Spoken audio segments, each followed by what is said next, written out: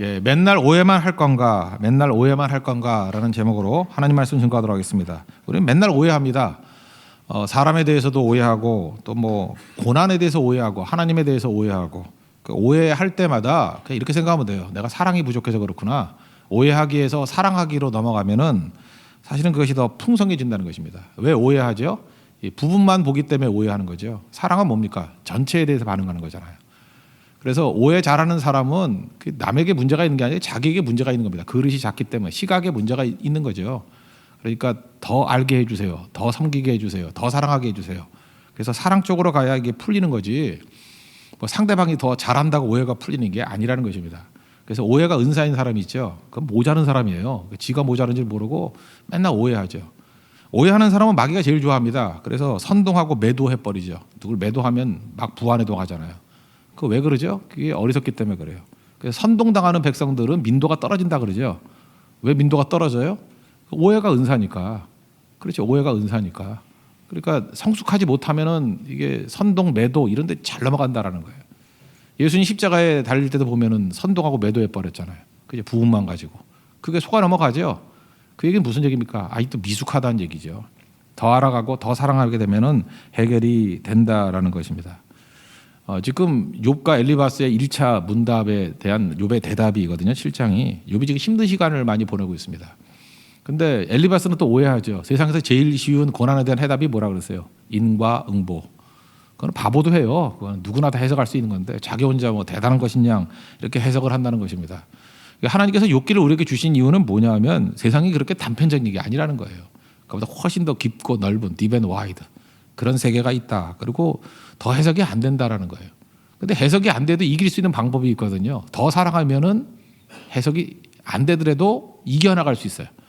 더 사랑하는 쪽으로 나아가면 마지막에 해석이 되고 또 이해가 되는 거죠. 오늘 이 뒷부분에서 7장 뒷부분에서는 하나님 더 사랑하는 쪽으로 나아가게 될 때 이제 하나님의 것을 이해하지 못한다 할지라도 이게 넘어가게 된다는 것을 우리에게 보여주게 된다는 것입니다. 여기서 이제 이면 속에 있는 것들을 보여주고 있어요. 하나님에 대해서 오해하기 위해서 사랑하기 두 가지 얘기를 하거든요.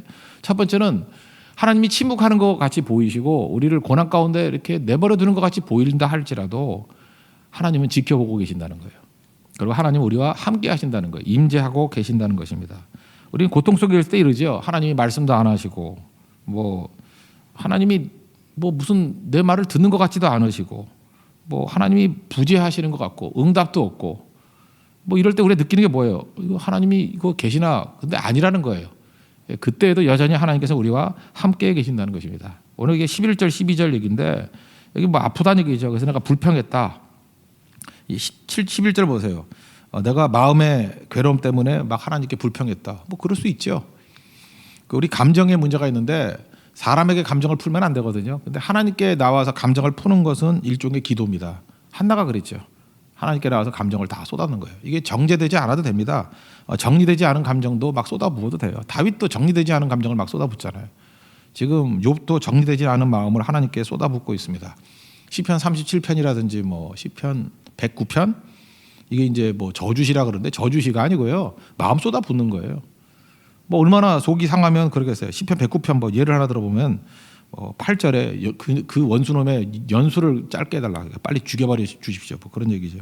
그 다음에 자녀들이 유리 구걸. 그 다음에 또 재밌는 게 뭐냐면 빌어먹게 해주세요. 우리 자식 욕 잘 안 하는데 그죠? 막 이렇게 욕을 하고. 그 다음에 그 아내는 과부가 되게 해주시고. 뭐 당연히 지가 죽으면 과부 되는 거니까. 그 다음에 고아가 됐는데도 이제 화가 안 풀렸는지 그 고아된 아이들에게도 은혜를 베풀 자가 없게 해주십시오. 이 중에 그냥 상처 주고 소금 뿌리는 거죠. 막 그런 거. 자손이 끊어지게 해주시고 그 이름이 지워지게 해달라고. 이게 어떻게 다윗의 기도예요? 근데 이러고 끝나는 게 아니죠. 뒤에 가서는 뭐 하나님 그러나 뭐 찬미를 받으시고 뭐 나를 변화시켜 주시고 이렇게 바뀌는 거예요. 그러니까 무슨 얘기입니까? 자기에 있는 불평과 원망이 있는 것을 그냥 액면 그대로 하나님 앞에 다 쏟아붓는 거예요. 하나님께 쏟아붓지 않으면 사람에게 쏟아붓죠. 사람에게 쏟아붓는 건 반드시 부작용이 있다라는 것입니다. 근데 지금 하나님 앞에 욥도 지금 쏟아붓고 있잖아요. 그러면서 깨닫게 되는 게 뭐죠? 12절 보니까 주께서 어찌하여 나를 지키시나이까. 원명 불평하고 있는데 하나님이 대답도 없는 것 같이 보이는데 지금 뭘 하나 명확히 믿고 있어요. 하나님이 나를 지켜보고 계신다는 것. 하나님이 함께 하신다는 것. 그거를 깨달았다는 것입니다. 욥은 뜻밖에도 하나님 나를 보고 계시는구나 이걸 깨달아요. 우리 인생 살다 보면 하나님이 어떤 설명도 안 해요. 뭐 해석도 안 해주고 위로도 안 해주고. 근데 느껴요. 아, 하나님이 나와 함께 하시는구나. 이게 고난이에요. 그래서 깊어지는 거죠. 이거 뭐 보통 사람이 느끼나. 우리 보통 어떤 때 하나님이 함께 한다고 느껴요. 뭐 이겼을 때, 뭐 돈 벌었을 때, 뭐 잘 될 때, 뭐 생일 파티할 때 하나님이 함께 하시네. 뭐 그것도 못 느끼는 사람이 있지만 적어도 뭐 하나님이 나를 사랑하시는가 봐 이렇게 느끼잖아요. 근데 침묵하실 때도 이게 진하게 다가와요. 아, 하나님이 나를 보고 계시는구나. 이 보는 게 느껴진다니까요. 이게 성경에서 가장 중요한 신학이에요. 임마누엘의 신학. 하나님이 어떤 상황 속에서 나와 함께 해주신다.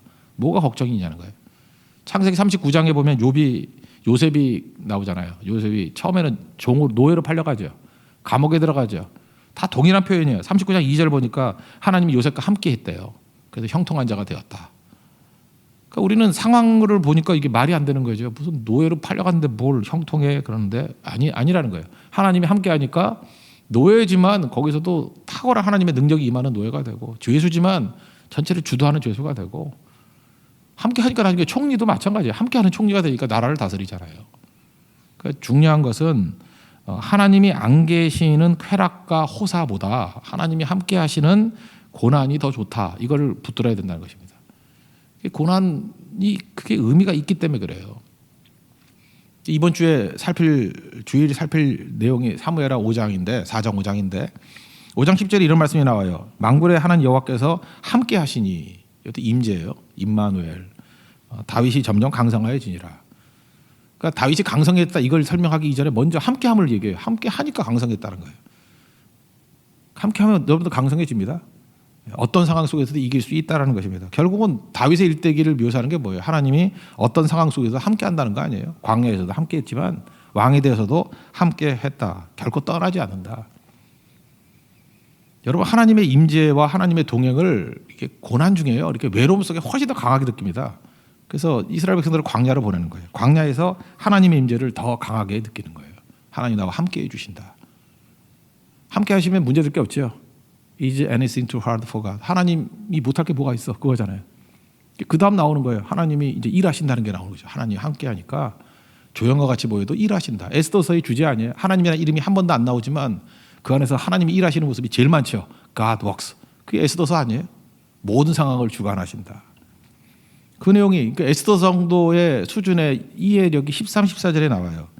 여기 잠자리에서 나를 위로하고 내 침상이 내 수심을 풀리라 할 때에 뭐 나를 놀라게 하시고 환상으로 나를 두렵게 하신다 이런 얘기가 나오죠. 그러니까 꿈속에도 하나님만 나타나셔가지고 말씀하기 시작한다는 거예요. 우리가 지금 제일 그 전도하기 힘들다 그러는 데가 중동 지역 아닙니까? 무슬림 지역. 그래서 우리도 어떤 나라 가서 이렇게 전도하잖아요. 하는데 쉽지 않죠. 만만치 않아요. 거기 종교 경찰이라고 있어가지고 뭐 찾아서 다니고 참 조심스럽게 해야 됩니다. 그리고 접촉이 너무너무 힘들어요. 그리고 그 예수님 소개하는 것을 아주 조심스럽게 그죠? 막 여러 번 살피다가 이제 전하게 될 때가 있고 그래요. 근데 여러분 그거 아십니까? 요즘에 무슬림 사이에서도 부흥이 일어나고 있다는 거. 많이 주께로 돌아와요. 이런 사람들을 그 선교학자들은 BMM이라고 부르더라고요. 무슬림 백그라운드 빌리버스. 그러니까 무슬림 백그라운드를 갖고 있는 신자들. 무슬림 M, 백그라운드 B, 빌리버스 믿는 사람들. 이거 MBB라 그러는데 MBB 숫자가 엄청나요. 지금 뭐 그런 얘기들 가끔 들려요. 이란에서도 막 부흥이 일어나고, 그죠? 또 어떤 지역이라 얘기는 안 할게요. 뭐 막 일어나요. 그 핍박 중에서도 이게 일어나요. 그럼 우린 그러죠. 도대체 어떤 선교사님들이 저렇게 활약을 해서 저러나? 선교사님들 아니에요. 이게 7대3 비율이래요. 한 70% 정도는 꿈과 환상 중에 예수님이 나타나셔가지고 예수님 직접 전도하신 거래요. 뭐 해석할 길이 없어요. 이 사람들이 예수 왜 믿었냐 그랬더니 꿈꾸는데 예수님이 나타나셨대요. 성경하고 거의 비슷해요. 뭐 해처럼 밝은 분이 오셔서 내가 예수다, 내가 핍박하는 예수다 그런데요. 뭐 얼굴에 온화한 미소를 지으면서 그죠? 예수님이 나타나신다는 거예요. 여러분 모든 꿈이 예수님의 말씀이다라고 말할 수는 없지만 꿈속에서 예수님이 말씀하신 경우는 있습니다. 그죠? 이런 경우가 있어요. 특별한 경우에 저는 이걸 믿어요. 그래서 옛날에 중국도 이렇게 복음 증거하기 힘들 때 뭐 이런 기적적인 방법을 통해 가지고 예수님 만난 사람들이 꽤 많이 된다라는 간증을 들었던 적이 있어요. 지금이야 이제 전할 수 있을 때는 또 아니죠, 그죠? 근데 초창기 때는 하나님이 일하시는 거예요. 예수님 일하시는 거예요. 이게 놀라운 거죠. 그래서 MBB 이 무슬림 백그라운드 빌리버스 가운데 70%가 전도받아서 믿는 게 아니래요. 이거 자체가 우리에게 충격 아니에요? 70%가 그냥 예수님 직접 전도하신 거예요. 직접 자기 체험을 통해 가지고 변화가 됐다라는 거예요. 우리 한국에서 이러면 다 이단돼요, 그죠? 여기서 너무 이거 믿지 마. 뭐 맨날 들었다 그러는 애들 그냥 이슬람으로 보내고 싶어 그냥. 근데 그거 아니고요. 여기에 또 괜히 용기를 얻어가지고 나도 그런데. 그건 아니에요, 그죠? 이런 특별하게 전도가 안 되고 이런 상황에서는 이런 예외적인 사건들이 이렇게 벌어지기 시작한다라는 것입니다. 변화가 되는 거죠. 잘 보세요. 뭐 우리가 안 한다고 하나님 일 안 하시는 게 아니죠. 하나님께서 이 모양 저 모양으로 일하시고 또 만나게 해주시고. 베드로가 이방인들은 안 믿는 줄 알았잖아요. 그런데 고넬료 같은 사람이 있을지 누가 알았어. 고넬료가 기도하잖아요.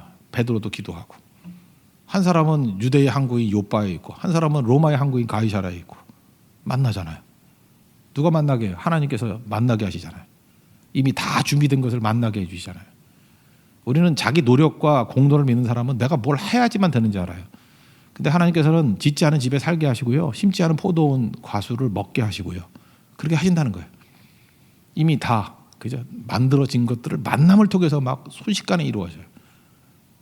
그게 하나님의 은혜죠. 은혜는 만남의 형태로 나타날 때가 굉장히 많이 있다라는 것입니다. 그러니까 오늘 그 얘기를 하고 있는 거예요. 하나님께서 꿈속에서도 나를 만나고 변화시켜 주시고 일하고 계신다. 하나님이 함께 한다는 거죠. 이거 믿는다 그러면 뭐 겁날 게 뭐가 있겠어요. 그죠? 언제나 승리할 수 있다라는 것입니다. 그다음에 15절 16절을 보니까 근데 자기 고통이 너무 심하니까 뭐 죽고 싶다 그 얘기예요. 하여튼 맨날 욕하면 죽고 싶대 뭐 뼈를 깎는 고통이 있었다. 15절 16절에 보니까 내가 생명을 싫어하고 영원히 살기를 원하지 아니하오니 나를 놓으소서 뭐 죽여달라. 3장부터 그러죠. 생일 저주하고 뭐 죽여달라. 근데 여러분 그런 거 아십니까? 그 죽여달라 그러는 사람은 죽고 싶지 않은 거 아세요? 집 나간다 그런 사람은 안 나가는 거예요. 우리 교회도 이제 뭐 이렇게 저도 이제 우리 교회가 아니라 뭐 계속 그랬죠. 이혼하는 부부들 있잖아요. 이혼하는 부부들 막 싸울 때 있잖아요. 저한테 연락해가지고 목사님 뭐 이게 돼요. 그러고 막 여자가 전화 오고 뭐 남자가 또 전화 와서 그거 오해요. 막 이러고 싸울 땐 절대 이혼 안 해요. 그래서 누구 편 들기도 힘들고 참 힘들어요, 그죠? 근데 제 이제까지 경험상 싸울 땐 절대 이혼 안 해요. 근데 갑자기 연락이 안 와.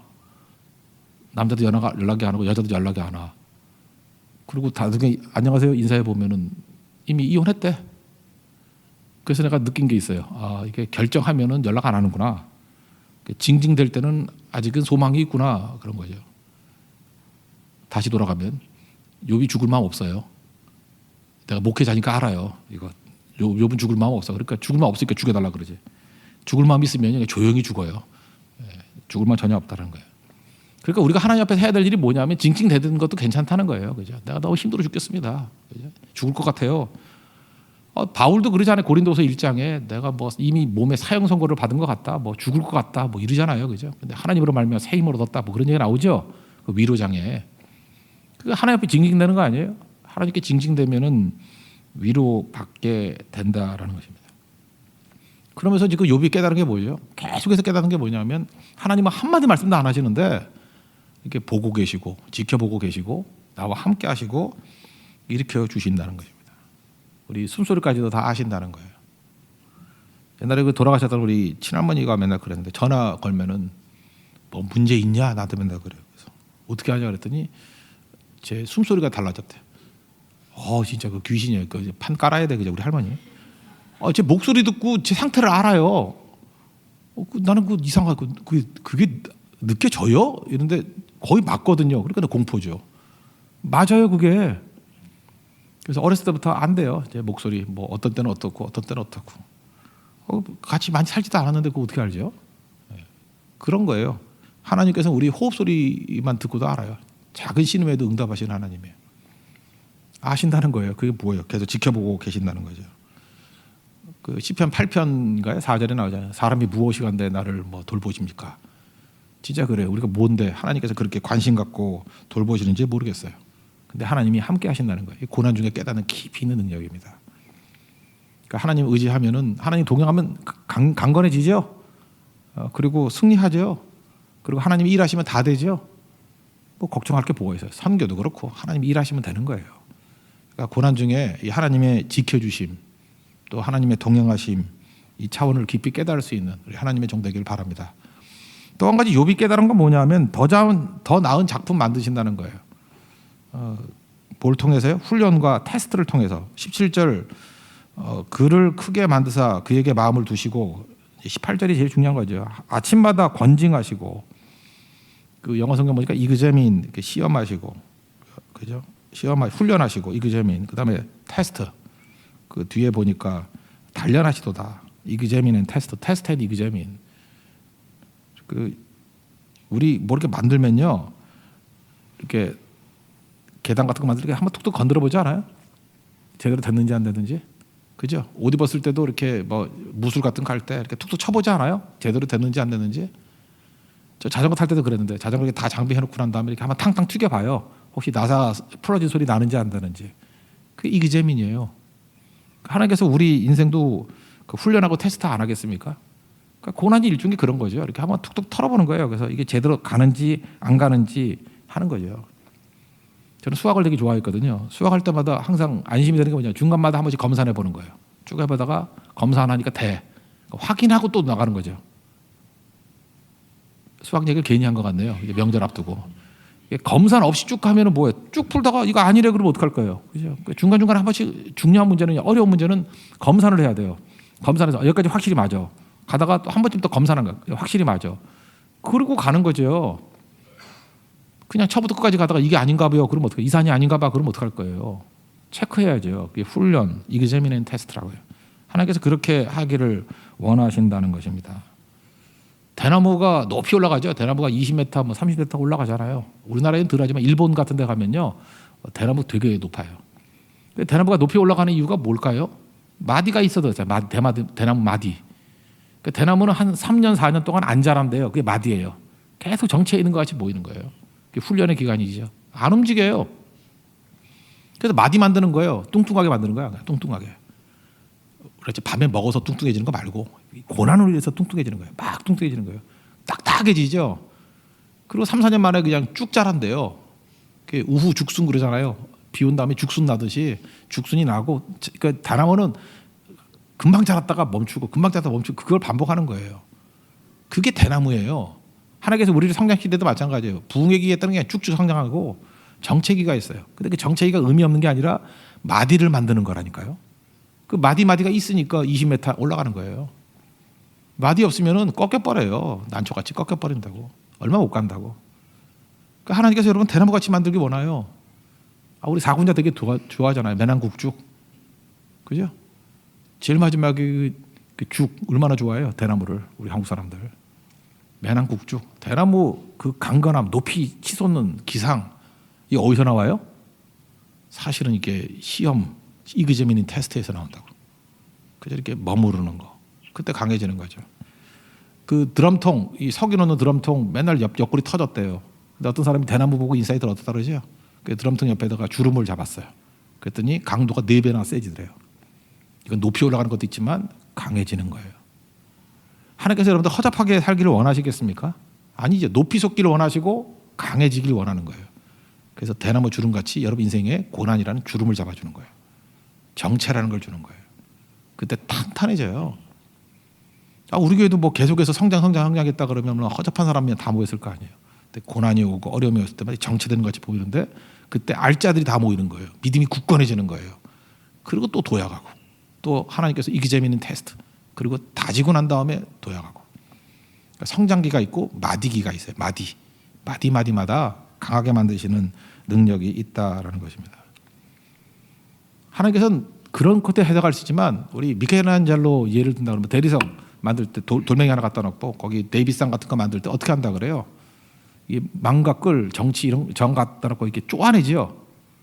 하나님께서 우리에게 이미 가능성을 다 주신 거라고요. 이렇게 데이비상 같은 멋진 걸작품이 나오기 위해서 우리가 할 일이 뭐냐면 덧붙이기가 아니에요. 여러분 잘 보세요. 덧붙이는 거는 가짜죠. 덧칠한다 그러잖아요. 덧칠하는 건 가치가 떨어지는 거예요. 원형에서 쪼아낼 때 걸작이 나오는 거예요. 모나리자 그걸 그려낼 때가 작품이지 거기다 덧붙임하면 그 가짜죠. 우리 인생도 마찬가지. 덧붙임이 아니라 사실은 쪼아내기예요. 쪼아내기. 아프죠. 근데 다 쪼아내면 걸작품이 나와요. 에베소 2장 10절에 나오는 우리는 하나님이 만드신 바라 포이에마라는 얘기인데 마스터피스란 뜻이에요. 걸작품. 쪼아내기를 통해서 걸작품이 나오는 거라고요. 그 19절부터 21절까지 보면 이제 죄 문제까지 다뤄요. 그 내가 범죄하였던들 무슨 해가 되며 뭐 21절 같은데 뭐냐 허물을 사하여 주지 아니하시며 뭐 이렇게 쭉 죄 문제를 다뤄요. 허물의 문제를 다뤄요. 하나님께서 우리의 죄와 허물을 방관하지 않으십니다. 그 깨끗해질 때까지 회개할 때까지 정결해질 때까지 우리를 훈련시켜요. 그래서 회개케 만들어요. 그 왜 그럴까요? 그래야 최고가 되죠. 아니 걸작품에 흠 있는 거 봤어요? 제가 지난주인가요? 이렇게 계속 겨울이 길어지는 거예요. 길어져 가지고 내가 브랜드 얘기는 안 할게요. 그 브랜드가 너무 욕을 먹을까 봐. 굉장히 싼 브랜드의 바지를 하나 오더를 했어요. 오더를 해가지고 입었는데 나 깜짝 놀랐어요. 이게 앞부분이 뜯어진 거야. 이 목사가 이거 어떻게 할 뻔해. 그래서 내리고 막 난리를 부리고 그리고 우리 아내한테도 얘기를 안 하고 내가 안방에다 벗어놨는데 오늘 보니까 없어졌대. 그거 지금 멀쩡한 건지 알고 어디 넣어놨는가 봐. 또 입고 나가면 큰일 나요. 내가 미리 경고한다고. 빨리 그 책을 앞에가 찢어졌다고. 뜯어졌어요. 그래서 내가 유심히 봤죠. 이게 왜 이런가 했더니 일단은 메이드 인 차이나고 가격이 비싸지 않고 그러니까 내가 봐도 바느질이 허접해. 그죠? 이게 뭐 제일모직 이런 데 나온 데하고 달라. 이게 바느질 해놓은 게. 그 나머지 부분 보니까 이렇게 실 하나 뽑으니까 쭉 다 뽑히더라고. 큰일 날 뻔했군. 내가 진짜 두 쪽으로 끼고 다닐 뻔했군. 내가 별 생각을 다 했거든요. 근데 따뜻은 한데 그 연결 부위가 영 안 좋아. 그래서 그거를 명품이라 그럴 수가 없어요. 그건. 그게 탑 10인데 이렇게 하니까 이게 탑이 아니야. 이게 절대 탑이 될 수가 없어. 그죠? 그런 일이 벌어지더라고요. 그런 일이. 그러니까 명품 만들려고 그러면 하나님께 우리를 걸작품 만들려고 그러는데 그렇게 만들겠어요? 그건 아니죠. 이 걸작품 얘기한다 그러면 바이올린 얘기하잖아요. 스트라디바리우스, 안토니오 스트라디바리우스가 만든 거. 전 세계 한 600대 정도 남아 있다 그러죠. 근데 지금 실제로 연주 가능한 건 50대 정도라고. 그건 뭐 30억에서 한 50억 정도 한다 그러대요. 근데 그게 명품이 됐던 이유가 뭐예요? 이게 18세기, 19세기에 살았던 사람인데, 그죠? 이태리 사람인데 이때 이 사람이 뭐 잘 맞는 것도 있지만 그 나무가 가뭄비 나무예요. 알프스산에 있는 가뭄비 나무. 근데 그때가 요즘엔 우린 좀 느끼는 것 같아. 유럽이 소빙하기였대요. 18세기가 유럽이 소빙하기였대요. 굉장히 추웠대요. 그리고 금년에 좀 많이 춥죠. 추위가 이렇게 오래 가잖아요. 그런 거 마찬가지로 이렇게 주기적으로 시기적으로 한 70년 정도가 소비강하기였대요. 굉장히 추웠대요, 유럽이. 그래서 그때 알프스에 있는 그 가뭄비 나무가 거의 뭐 여름을 겪지 못할 정도로 계속해서 이렇게 추위 속에 있었던 나무라는 거예요. 혹한을 견디다 보니까 나무 밀도가 촘촘해졌대요. 촘촘해지고 단단해지고. 그래서 지금은 스트라디바리우스 이런 거 못 맞는데 왜냐하면 그 나무가 없기 때문에. 그렇게 혹한기를 겪었던 가뭄비 나무가 지금은 없대. 지금 가보면은 널널하대. 밀도가 그때 밀도가 안 나온대요. 그래서 그 추위와 혹한이 뭐 우리에게 좋을 건 하나도 없지만 추위와 혹한이 주는 건 뭐예요? 그게 스트라디바리우스 만드는 거예요. 그죠?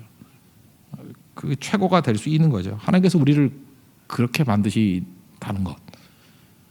그러니까 하나님이 명장이잖아요. 명장의 손에 이렇게 소빙하기를 겪은 가뭄비 나무 만나면은 스트라디바리우스 같은 최고의 작품이 남는다는 거예요. 이 소리 뭐 저는 그걸로 연주하는 거 들어봤는데 구분을 잘 못하겠어요. 뭐 그게 그거 같은데. 그죠? 근데 전문가들이 볼 때 이 떨림과 이 진동수가 다르다 그러잖아요. 하나님 절대 여러분들을 허접하게 만들지 않습니다. 우리는 잠깐 깨는 거에 대해서 얘기를 해요. 이 도자기 만드는 성경에도 뭐 토기장이 얘기를 많이 하잖아요. 토기장이가 명품 만들 때 깨는 게 더 많죠. 제가 너무 만화를 많이 봤나? 만화책 보면 한 1000개 깨고 하나 남기더라고. 그죠? 왜 그래요? 그 흠도 점도 없는 거 만들라고. 토기정이가 만족 안 하는 거예요. 나 이 정도로 만족 못해. 그래서 망치로 깨버리고 이거 아니야 망치로 깨버리고. 그러니까 우리는 지겨워 죽는 거죠. 주님 날 빚었다가 깨고 언제까지 이거 할 거예요. 걸작 나올 때까지. 평생 그 작업일 수도 있다는 것입니다. 그러면 뭐 감사히 여겨야죠. 그래서 하나님께서 지금 욥이 깨닫는 게 이거예요. 왜 나를 examine and test? 왜 나를 examine 하시고 나를 테스트 하십니까? 그 몰라서 묻냐는 거예요. 너 마스터피스, 포엠만 만들라고, 걸작품 만들라고. 이런 거 이제 깨달아 가는 거예요. 초창기니까 되게 쉬운 깨달음이죠. 이런 깨달음 받았다는 거예요. 우리도 이제 초보입니다. 이제 이게 지금 7장 정도에 나오는 대답은 이제 초보예요. 이건 사실 이제 쉽게 이해할 수 있는 거예요. 하나님께서 고난을 통해서 우리가 깨닫기를 원하시는 게 뭐냐? 하나님이 함께 하신다. 지켜보고 계신다. 임마누엘 되신다.